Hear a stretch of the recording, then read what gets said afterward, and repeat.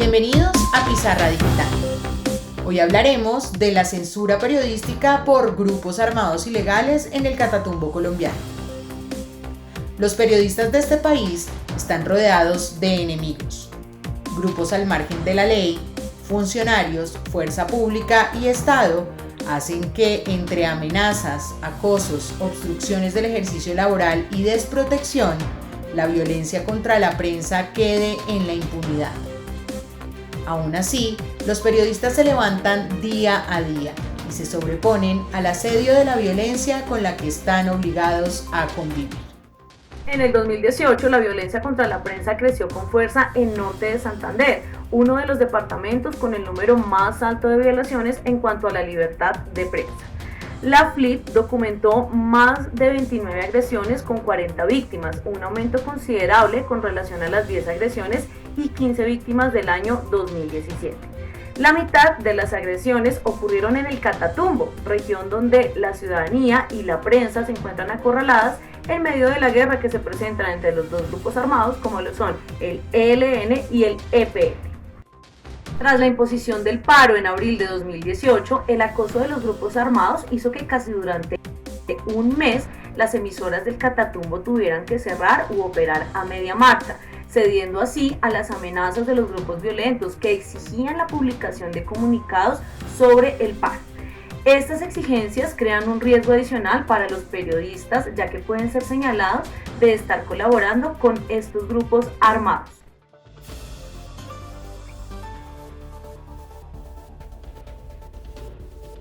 Personas en general tienen la idea de que por tener acceso a medios de comunicación no existe censura. Sin embargo, hay que tener en cuenta que la censura se configura también cuando se brinda información que es convenientemente seleccionada para beneficiar de pronto a un sector u otro, quizás con el fin de obtener un beneficio o conseguir que se adopte una posición u otra. El conflicto armado en Colombia no es de hace 50 años como lo proponen muchas personas y en general ha sido presentado a los ciudadanos como un problema de guerrillas contra la población.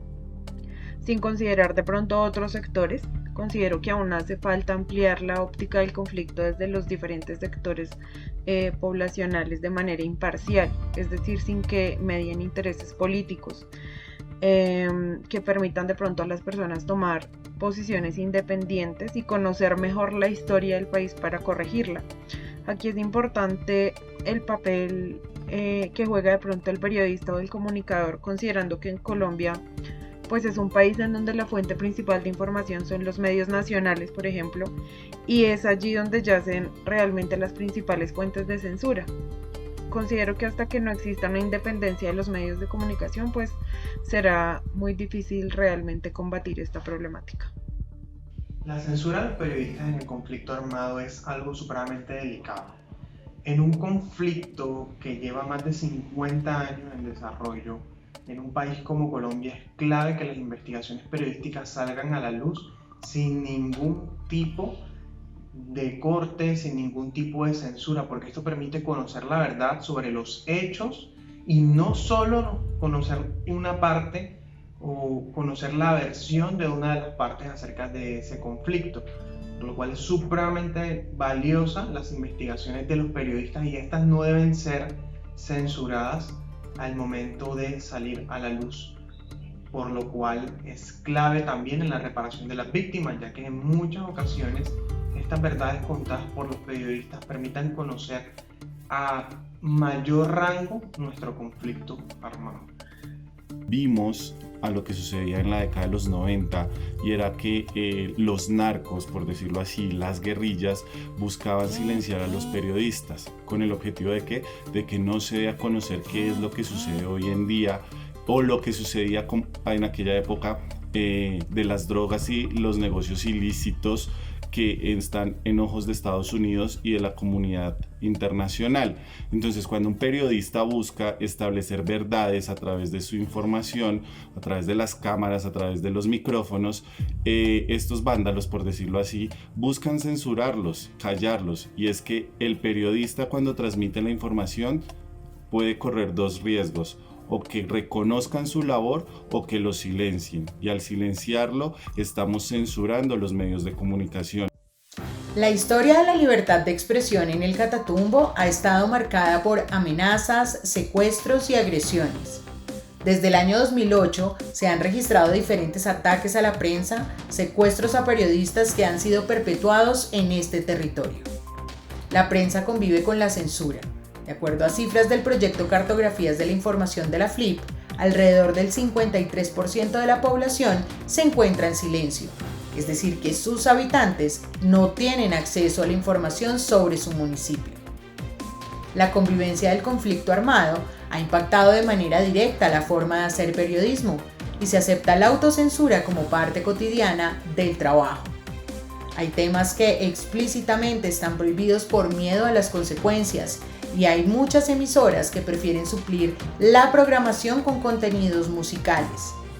El libre flujo de la información es un derecho que tienen los ciudadanos que actualmente no gozan en esta región del país.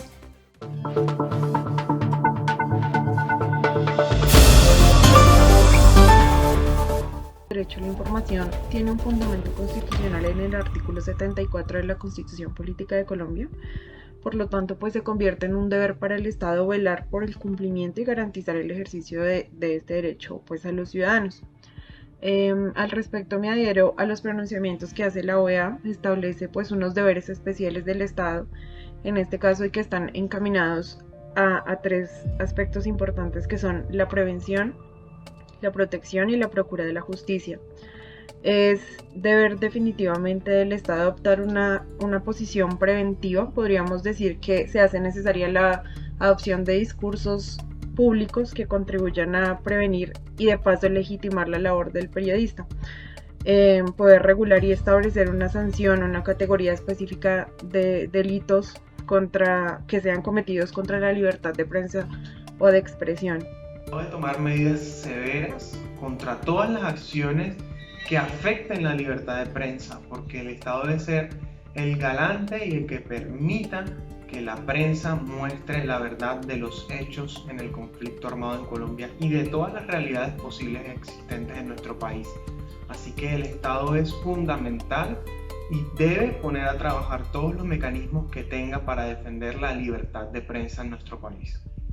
Debemos tener en cuenta que se ejerció como un derecho y que por eso los 3 de cada mayo se celebra la libertad de prensa y que el Estado está obligado a proteger los periodistas, a proteger la información que debe ser de conocimiento del pueblo, que debe ser transmitida con veracidad para que todos estemos correctamente informados. Entonces el Estado debe velar por proteger al que la transmite y velar por que la información llegue correctamente a cada uno de nosotros. Entonces es importante tener en cuenta que los medios de comunicación deben acudir a los entes reguladores y controladores para que se protejan a los periodistas de guerra, a los periodistas que están transmitiendo la información en lugares muy apartados como Nariño, como el Chocó, como Cauca, donde se vive un conflicto interno constante y diario y que no son transmitidos de manera diaria en los medios de comunicación. Las guerrillas del EPL y el ELN, los paramilitares y las bandas criminales fueron los responsables de por lo menos 53 ataques a la prensa en todo el país. De estas agresiones, 10 corresponden a amenazas hechas bajo el nombre de las Águilas Negras.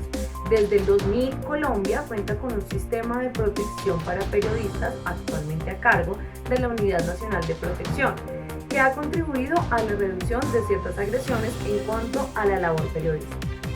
Y hasta aquí llega nuestra emisión del día de hoy. Gracias por acompañarnos una vez más en Pizarra Digital. Hasta una próxima oportunidad.